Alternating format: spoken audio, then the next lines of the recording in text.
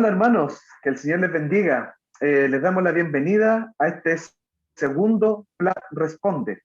En esta oportunidad vamos a abarcar dos libros de nuestra lectura, nuestro plan de lectura, que es Éxodo y Levítico. No nos llegaron tantas preguntas como Génesis, pero llegaron algunas preguntas complejas y que son necesarios responder. Así que vamos a hacer la misma dinámica que la respuesta anterior y vamos a ir una yo, una al pastor, una yo, una al pastor. No vamos a tener división por áreas porque no son tantas. La última vez llegaron casi 40, y de esas 40 seleccionamos como 22. En esta ocasión son como 8 o 9 preguntas, no más allá de eso. Así que no nos va a tomar tanto tiempo. ¿Cómo está, pastor? Voy a sacar el micrófono. Hola, hola, aquí estamos contentos por tener la oportunidad de hacer de nuevo un video que tiene como propósito el poder dar ciertas orientaciones, ciertas respuestas más bien generales respecto del plan de lectura que estamos llevando. Es súper importante, Eliud, hacer un paréntesis en el poder decirle a los hermanos que este es un plan de lectura más bien devocional, y no es un estudio bíblico, ¿ya? No es una escuela dominical, no es una clase del seminario. El video tampoco pretende tener esas características, porque el objetivo que tenemos es que el plan de lectura nos lleve a tener una mayor intimidad con Dios, ¿ya? Así que para que los hermanos también lo recuerden, ¿ya?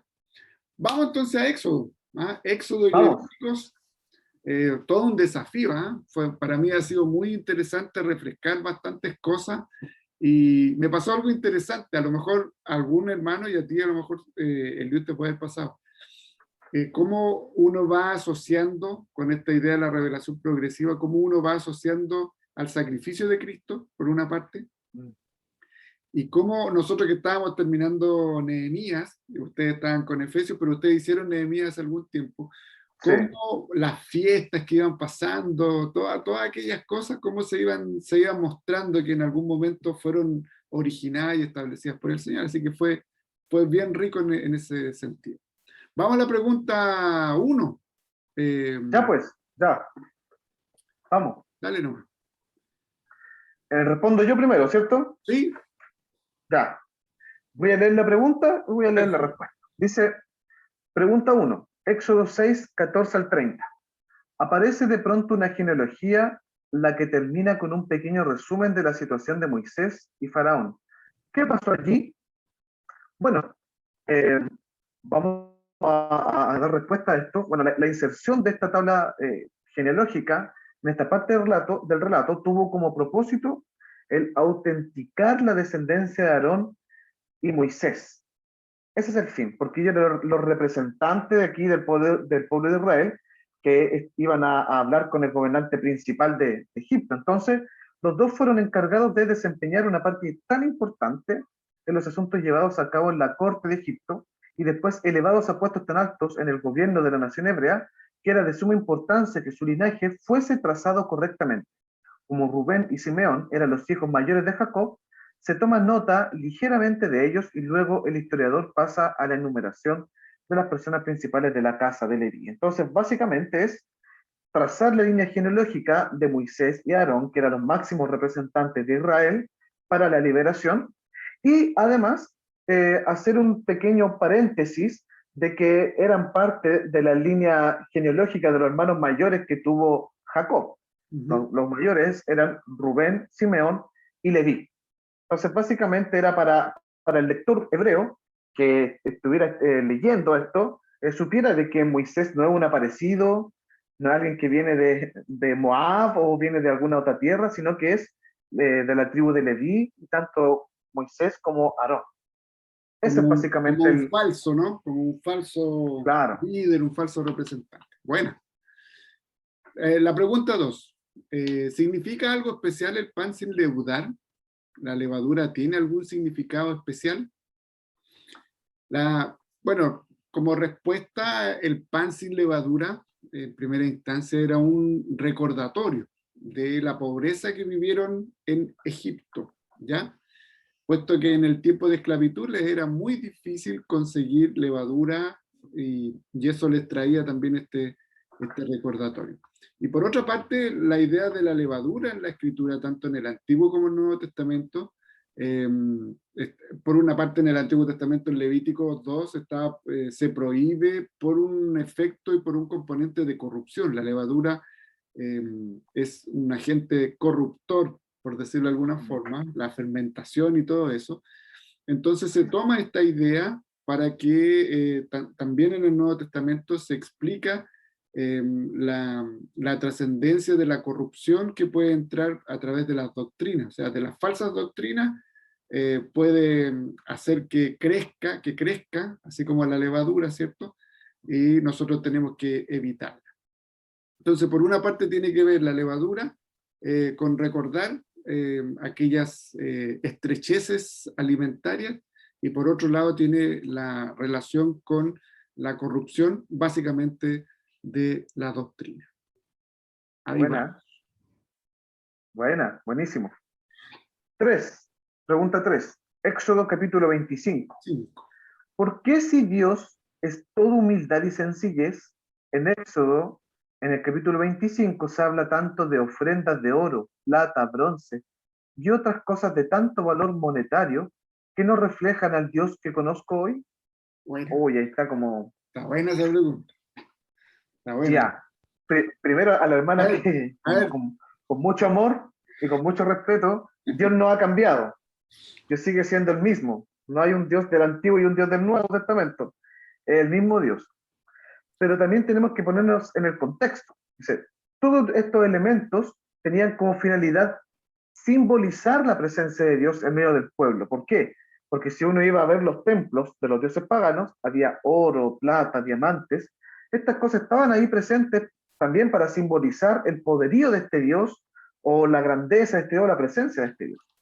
Dios, como Él es el Dios verdadero, Él es el Dios real y el único Dios, se dispone de estas cosas para simbolizar, para transmitir al pueblo de que efectivamente Él estaba con ellos.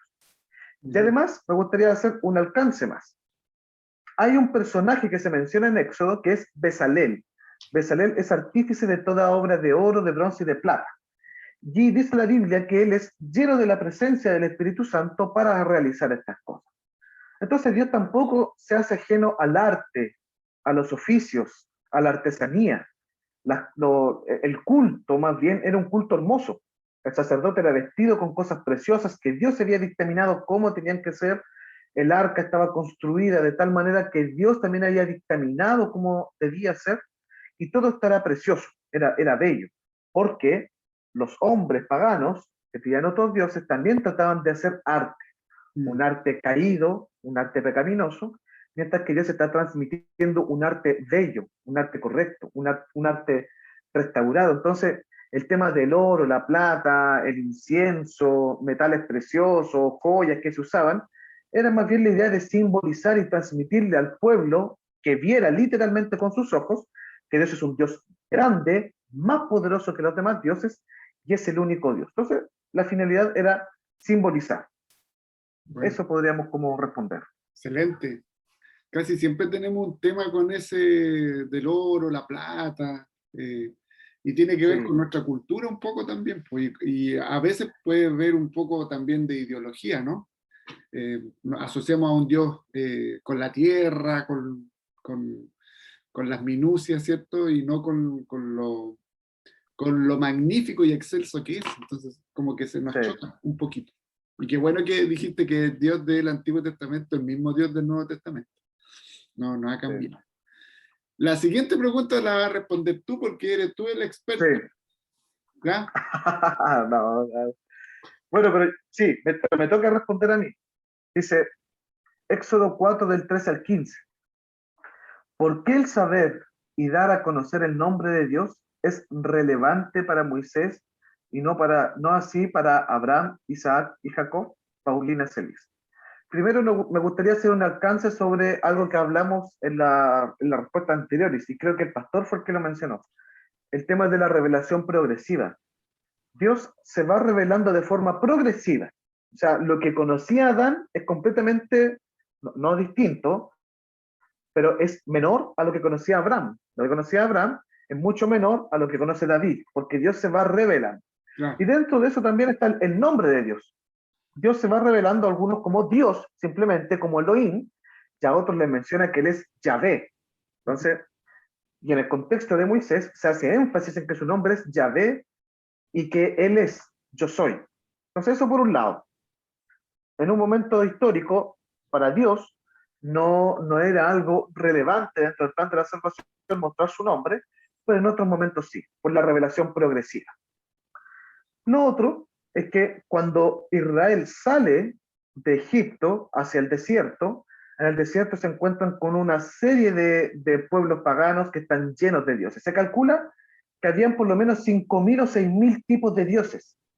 Tienen que pensar que los mesopotámicos, de donde viene Abraham, ellos solamente tenían 5.000. Aquí estamos contando los mesopotámicos más todos los pueblos cananeos. Entonces había un panteón de dioses, pero enorme. Los hebreos muy probablemente no eran monoteístas. Nosotros somos monoteístas. Nosotros creemos que hay un Dios, Él es el Dios verdadero, y los demás dioses que existan son dioses falsos. Son dioses que no son dioses reales. Pero en este contexto es muy probable que Israel no fuera monoteísta ni tampoco politeísta, porque el politeísta es el que adora intencionalmente varios dioses. Es el politeísta. Sino que Israel era enoteísta. ¿Qué es ¿Qué es eso? enoteísmo? ¿Qué es esa cuestión? ¿De No tiene dónde nada que ver con sacaste la el tierra. heno? No tiene nada que ver con la tierra ni con el heno.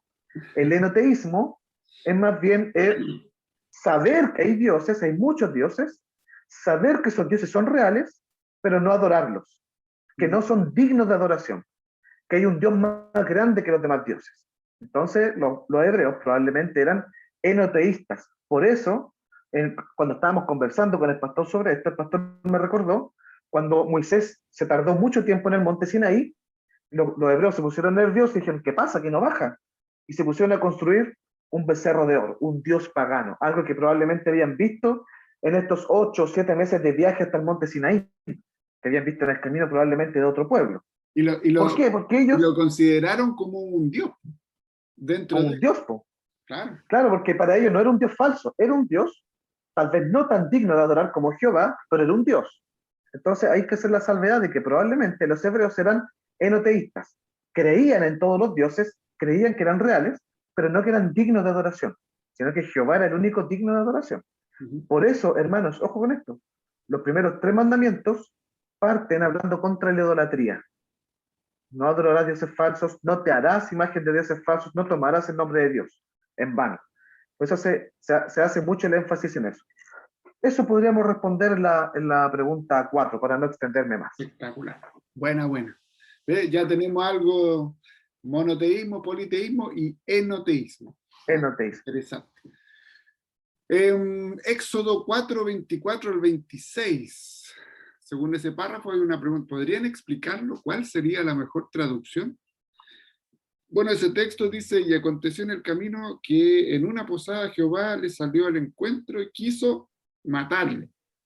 Entonces Séfora tomó un pedernal afilado y cortó el prepucio de su hijo y le echó a sus pies, diciendo, a la verdad, tú me eres un esposo de sangre. Así lo dejó luego ir y ella dijo, esposo de sangre a causa de la circuncisión. Está compleja esa, ¿eh? Está compleja. Mejor no la respondemos. La mujer asesina. Increíble, ¿eh? Increíble, pero también llama la atención de que Moisés no haya hecho lo que tenía que hacer, y que su esposa llama la atención que Moisés no haya hecho lo que tenía que hacer, que el Señor quería matarlo por no hacer lo que tenía que hacer, y que la esposa haya hecho lo que le correspondía precisamente a él. Pues entonces, ya hay varias cosas en ese sentido. Entonces, Moisés no era circuncidado puesto que creció como egipcio. Ustedes se deben acordar, pues. ¿Ah? Si es que vio la película, porque hay varias horas que dicen que conocen la realidad bíblica porque vieron la serie esta que están saliendo bíblica. Más cuando Dios le llama para ser parte de su pueblo también. o sea, le llama a formar parte del pueblo del pacto, y el símbolo del pacto en ese entonces era la circuncisión. Tenía que haberse circuncidado, ¿cierto? Y en ese entonces era para los bebés hasta 8 días, ¿cierto? Pero también todos los varones y todos los hombres, no importaba la edad, ¿ya? Entonces todos tenían que circuncidarse, así que porque era parte, era el símbolo del pueblo el pacto, así que interesante cómo a veces los hombres, y ahí para nosotros nos olvidamos o inconscientemente de las cosas importantes, trascendentes. Hay algunos papás que se les olvida bautizar a sus hijos, por ejemplo. Hay otros que no los quieren bautizar porque tienen otras ideas, ¿ah? Y le hacemos el alcance. Bíblicamente, usted tiene que bautizar a sus hijos, no tiene que esperar a que Exacto. crezcan para que ellos elijan en quién creer. Si usted cree en el Dios de la Biblia, en el Dios del pueblo del pacto, usted tiene que bautizar a sus hijos, ¿ya? Para que no le vaya a salir alguien por ahí con un cuchillo, sobre todo a los varones. Gracias a Dios que ya no existe la circuncisión. Gracias a Dios. Ay, señor, me imagino ya la iglesia, todo ensangrentado el domingo. ¿Te imagináis? Gracias a Dios que existe el bautismo, ¿no? Que es pura agüita. Bien, ya pues, pregunta 6, todavía estamos en Éxodo, y ¿Sí? esta es la última de Éxodo. Éxodo 32, versículo 33. Este versículo se ha usado mucho para reforzar la idea de que la salvación se puede perder. ¿Cómo debemos interpretarlo? Bueno, para ponerlo en contexto lo voy a parafrasear un poco. Dice, bueno, el que falta mi ley o el que falla en la ley será raído de mi libro. Eh, bueno, este concepto era bien conocido en el contexto mesopotámico y del Oriente cercano, porque se creía que los dioses tenían un libro de la vida. Hermanos, aquí tenemos que ponerlo en contexto, y en el contexto de Moisés, miles de años atrás. Y aquí tal vez a usted le va a causar ruido lo que voy a decir. La idea de Seol, claro, la idea de Seol se mantiene hasta los Salmos, no está la idea de infierno. Es después de los Salmos y después del Imperio Babilónico que los hebreos ya tienen la idea de infierno, de Satanás. Antes de eso no está la idea de infierno, de Satanás, está la idea de muerte y de Seol. Y que muerte es dormir bajo la tierra. Eso es muerte. Si usted lee Salmos, usted se va a dar cuenta que David siempre está diciendo, Señor, ¿de qué te voy a servir muerto y no te voy a adorar? Cuando está pidiendo salvación por su vida. Claro. Es por eso, porque no está la idea de infierno o de cielo. Si esta es la idea de resurrección, de cuando Dios restaure las cosas, vamos a ser resucitados. Eso por una parte. Entonces, haciendo esta salvedad, había en ese contexto la idea de que los dioses tenían un libro de la vida, pero de la vida de nosotros, la vida literal de hoy. O sea, de que ahí están contados todos los que están vivos. Entonces, si Dios es tan misericordioso, hermanos, ahí nosotros no nos damos cuenta de esto y lo pasamos por alto. Dios es tan misericordioso que se comunica con nosotros con lenguaje y con ilustraciones de nuestros contextos, Claro. para que nosotros podamos comprender. Él podría comunicarse con las cosas así tal y como son, así ya secas, y quedamos más perdidos. Pero Él es tan bueno que se comunica con ideas y con lenguaje que nosotros podamos entender. Entonces, este raer no es que me va a raer del libro de la vida de Apocalipsis, del libro de la vida eterna, sino que es un raer de morir. Más bien, entonces, te raeré de mi libro, se debe entender más bien como y morirás. Y morir. O sea, morirás literalmente. Claro. ¿Se acuerda Génesis 2:17 que usted lo leyó? Si comen del árbol, van a morir. Esto es lo mismo. Si fallan en la ley, van a morir. No que van a ser raídos del libro de la vida, que es el libro de el reino de los cielos. Esta es otra cosa. Es la idea de el libro de la vida de los que están vivos, de los vivientes. Entonces Dios usa esta idea, que los hebreos la tenían clarita. Si ustedes fallan, yo los voy a raer del libro de la vida. Porque yo tengo el libro. Y yo cuento quiénes están vivos y quiénes no. Básicamente eso, hermanos. Espero que haya quedado un poquito claro. No tiene que ver que perdemos la salvación o que el Señor está con una goma borrándonos cada vez que pecamos. No. Tiene que ver con el que falla la ley, muere. Eso.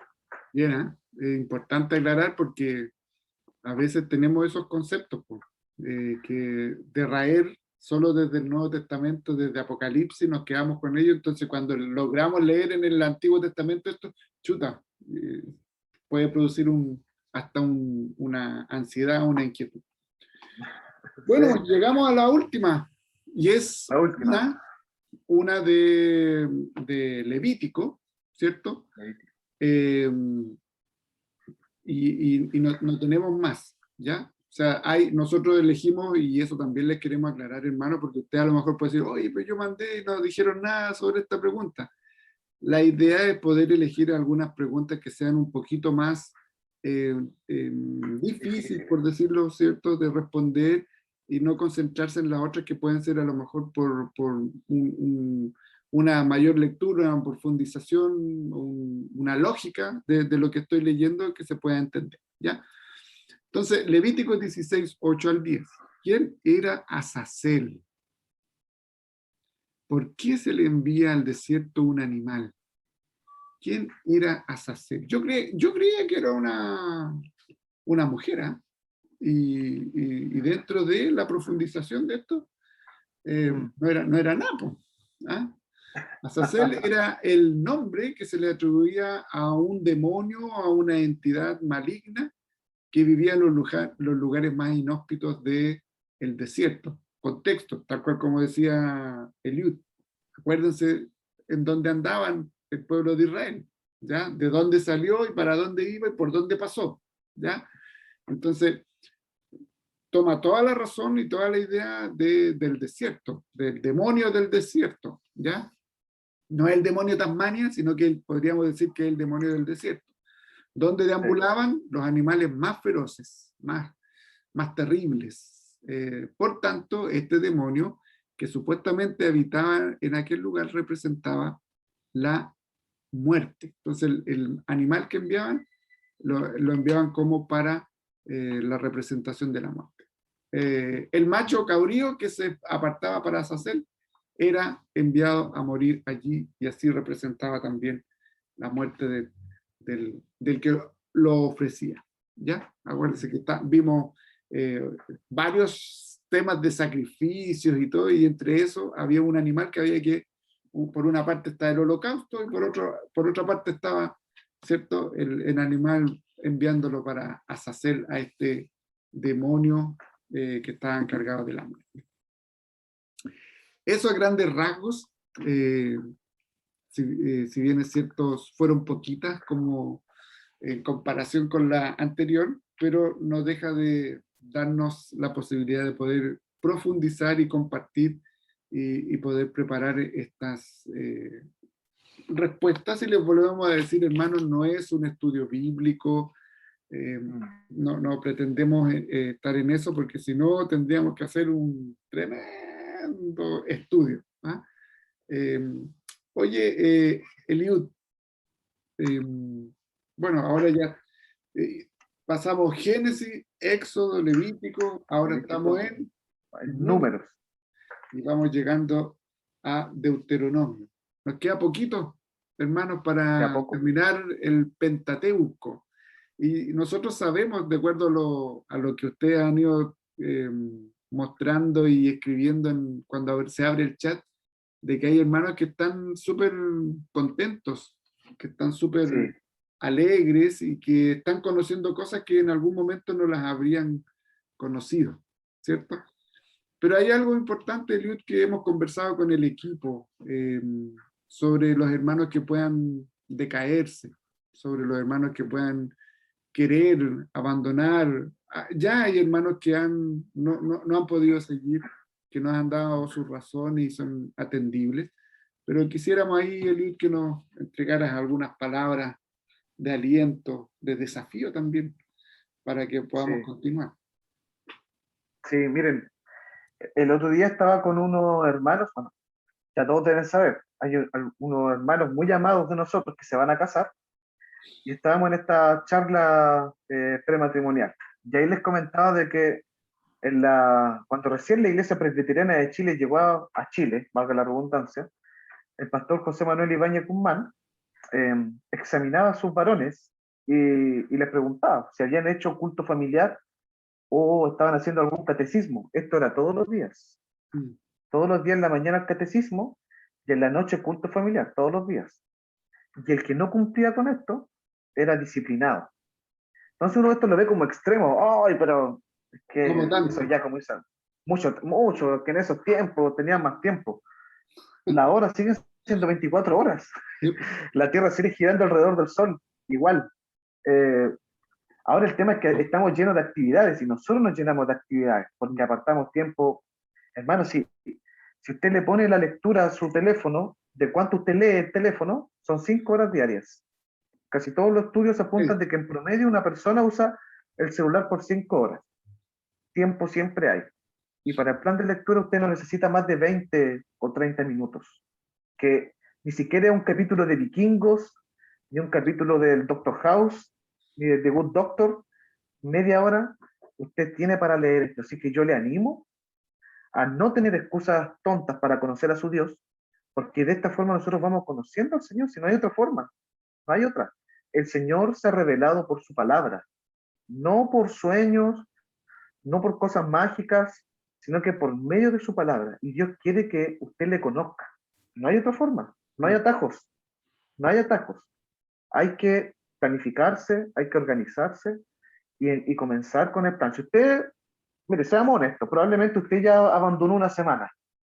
Póngase al día, lea un capítulo más diario, súmele una cita más diaria y se va a poner al día, pero haga el esfuerzo, lea los fines de semana. Pero le animo a que usted conozca a su Dios, porque no hay otra forma. Conozca a su Señor. No tire la Eso toalla. podría animar. No abandone, No tire no la toalla. abandone. Gracias, Eliud. Eh, es verdad esa cuestión que dijiste del tiempo que tenemos. Tenemos tiempo, tenemos tiempo. A veces para justificar nuestro no deseo de hablar, ni de leer, ni de conocer de Dios, decimos que no hay tiempo. Pero si hacemos una evaluación, en realidad, si sacamos las series, las teleseries, Netflix, Disney+, no sé, Pelis Plus, Facebook, WhatsApp, Instagram, si sacamos todo eso, nos va a quedar tiempo.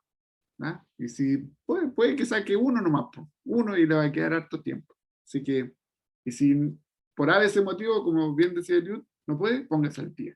Tiene tiempo. Fin de semana para mí ha sido súper bacán. Sábado y domingo, porque hay veces que no alcanzo y el sábado y domingo trato de ahí de ponerme al tiempo. Bueno, terminamos.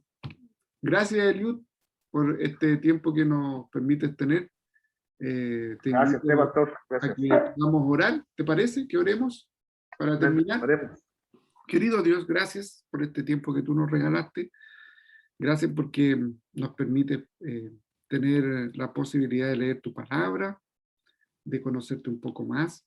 Gracias, Señor, porque podemos generar este video que no pretende ser un estudio bíblico, sino que dar ciertas orientaciones respecto de algunas inquietudes. Bendice a nuestros hermanos, no solo de la iglesia de Chillán, no solo de nuestro presbiterio, sino que de todas las ciudades que están conectados, Señora, en este plan, incluso de otras naciones. Bendícelos, Padre, en el nombre de Jesús. Amén. Amén. Amén. Ya, pues, hermanos, que el Señor los bendiga. Ya, Eliud, que el Señor te bendiga. Y nos vemos Bendiciones. en el video de números y de Números de Deuteronomio. Deuteronomio podríamos juntar. Vamos a ver Juntemos, po. cuántas preguntas nos salen. ¿Ah? Chao, Sí. chao. Bendiciones. Chao, Un hermanos. abrazo. Bendiciones.